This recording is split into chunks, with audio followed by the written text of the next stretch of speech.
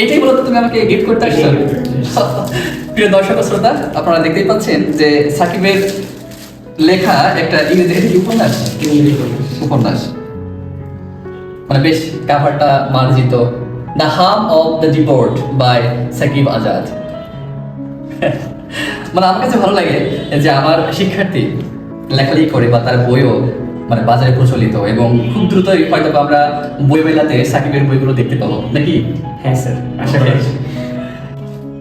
আপনারা আসলে আমার সাথে যাকে দেখতে পাচ্ছেন এসএসসি 26-এর পরীক্ষার্থী, ইতিমধ্যে পরীক্ষা শেষ হয়েছে। আমাদের হাজির আলম সিটি কলেজের বিজ্ঞান বিভাগ শিক্ষার্থী, আমার প্রিয় একজন শিক্ষার্থী স্টুডেন্ট, ওর নাম সাকিব। তো সাকিব কেমন আছো? অনেকদিন পরে দেখা। হ্যাঁ স্যার, ভালো আছে। আপনি কেমন আছেন?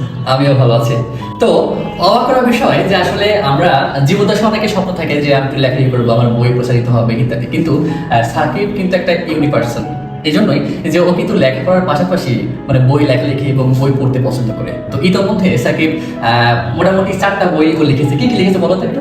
স্যার, আমার সর্বপ্রথম বই ছিল নীলাদ্রি। তারপর আমার লিখা প্রথম উপন্যাস অপেক্ষার রক্তিম সন্ধ্যা। অপেক্ষার রক্তিম সন্ধ্যা। তারপরে বের হলো 6 বসন্ত পরে।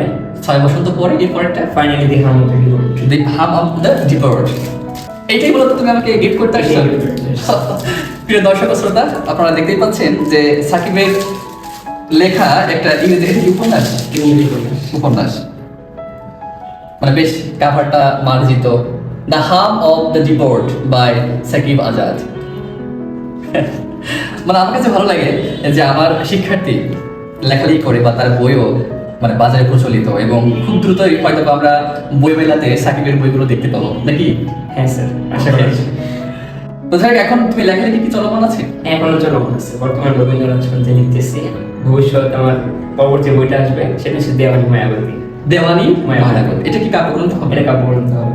যাই হোক, এই যে মোটামুটি এইচএসসি পরীক্ষা তো শেষ, অত সায়েন্সের শিক্ষার্থী, এখন প্র্যাকটিক্যাল গুলো বাকি আছে। তো এই সময়টা তুমি তাহলে একদম তো ফ্রি। এই সময়টা তুমি প্রচুর পড়ো এবং টুকি দেখি তোমার যে অতীত জ্ঞান আছে তা দিয়ে লেখালেখি করো এবং আমাদেরকে নতুন নতুন কিছু উপহার দাও। হ্যাঁ, দোয়া করবো। আসলে খুব দ্রুতই নতুন কিছু আসবে। যাক, তোমার এই বইটাতে আমি খুবই আনন্দিত পুলকিত। আমি এটা অবশ্যই পড়বো এবং পড়ে এটার রিভিউ দিব। তো যারা মোটামুটি আমার শিক্ষার্থী আছো, শুভাকাঙ্ক্ষী আছো, আমি সবাইকেই বলবো যে তোমাদের বড় ভাই বা সাকিবের বইগুলো সংগ্রহ করতে পড়তে, ঠিক আছে? তো তার লেখাগুলো কেমন, বেশ মার্জিত আমি পড়েছি তো, এবং আস্তে আস্তে ডে বাই ডে লেখা কিন্তু বেশ ডিভালা হচ্ছে। শব্দচয়ন, বাক্যের যে মাধুর্য, প্রাঞ্জলতা, সবকিছু মিলাইও কিন্তু দুর্দান্ত গতিতে আছে। আমি চাই যে তুমি তোমার ধারাবাহিকতা বজায় রাখো, জীবদ্দশায় যাই করো, জীবদ্দশায় যাই করো, তুমি তোমার এই অতীত জ্ঞান এবং তোমার যে ক্রিয়েটিভিটি, এগুলো তুমি চলমান দেখো। ওকে, সবাই তার জন্য শুভকামনা করবেন, দোয়া করবেন। ধন্যবাদ। ধন্যবাদ সবাইকে।